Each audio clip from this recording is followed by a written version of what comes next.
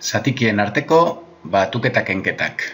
Hauxe, nik uste kontrolatzen duzuela, baina azpa ere errepasorako bideotxo bat.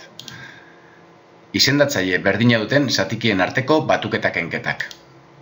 Hemen, ikusten dugu, 2 bederatziren, gehi, 5 bederatziren daukagula bai, eragiketa moduan. Azken finean, 2 bederatziren da, unitatea bederatzi zatitan banatu eta 2 hartzea, eta 5 bederatziren unitatea bederatzi zatitan banatu eta 5 hartzea. Beraz, izendatzaile berdina bederatzi eta bederatzi daukatenez, oso erraz egiten da batuketa, bai? Unitatea bederatzi zatitan banatuta daukaguna, hortik hartu ditugu 5 eta 2 barkatu. Beraz, 7, bai? 7 bederatziren. Orduan, izendatzaile berdina dutenean, bai? Izendatzaile jartzen dugu eta zenbakitzaileen arteko batuketa, kasu honetan, edo kenketa egingo genuke, bai? Dagokiona. Bale, zer gertatzen da izendatzaile desberdina duten zatikien arteko batuketa kenketetan? Lehenengo topatu beharko dugu izendatzaile berdin hori. Demagun, laurdena gehi 3 hamarren. Bai, hemen izendatzaileak ezberdina dira. Orduan, topatu beharko dugu 4 eta 10 multiplo bat, bai? Bientzako balio duena, bai, eta gero multiplo hori topatuta bakoitzaren zatiki baliokidea. Orduan, 4 eta 10 multiplo komun txikiena, bai, lehenengoa topatuko dugu, zenbakiak oso handiak esateratzeko. Orduan, multiplo komun txikiena 4 eta 10 artean 20 da, bai, hau buruz egin dut, bai, bestela, deskomposatu beharko zenukete, 4 dela 2 ber 2, deskomposatuta eta 10 dela 2 bider 5, beraz, MKT 2 ber 2, bider 5, kasu honetan, 20, bueno.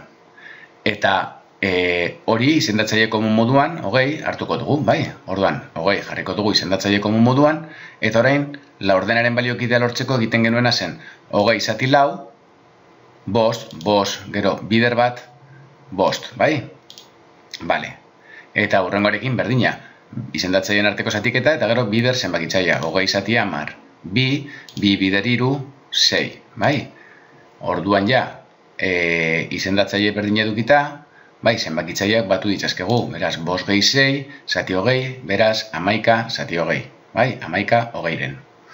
Bale, zer gertatzen da, zatiki eta zenbaki osoen arteko batuketak egiterakoan, bale? Demagun, eragiketa hau daukagula, bai? Hemen, bereietako bat ez da zatikia, bai, zenbaki oso bat da, bale? 2 osoaren lekuan jarriko dugu 2 zati bat zatikia, bai? Imaginatuko dugu, azpian izendatzailean daukala bat, 2 zati bat delako 2, bai? Orduan, MKT egiterakoan, 1, 3 eta 6-ren MKT topatzeko, multiplo komun txikiena, 6 da, bai? Beraz, 6 jarriko dugu izendatzailean, honelaxe, eta orain topatuko dugu bakoitzaren zenbakitzailea, bale? Orduan, 6, kasu honetan, zati bat, 6, bider 2, 12, bai? Hurrengoa, 6 zati bekoa, bider goikoa, 6 zati 3, 2 bider 7, 14. Eta horrengoa, 6 zati 6, bat, bider 5, 5, bai? Hone, ja, zeukan ez 6, goikoa geratzen da dagoen moduan. Eta orain, izendatzaile berdin edukita, egin barko dugu goian 12, ken 14, gehi 5, bai? Eragiketa hori eginda, 3 6-ren ematen digu. Eta kontuz, bergogoratu, zer gertatzen da kasu honetan? 3 6-ren horrela utziko dugu? Ez. Zatikien eragiketetan emaitza simplifikatu eta zatiki laburtezina eman behar da beti. Beraz, zatiki hau simplifikatu badaiteke, simplifikatu beharko dugu beti. Bai? Orduan, 3 6-ren simplifikatu daiteken, bai? Goian eta behan zerekin zatitu dezaket. Zati 3, bai? Goian eta behan zati 3 eginez, erdia edukiko nuke. Bai? Hauze bai, izango litzatekeela gure emaitza, bai? Beti zatikiak simplifikatu behar bai ditugu. Bueno, pausa izan da guztia.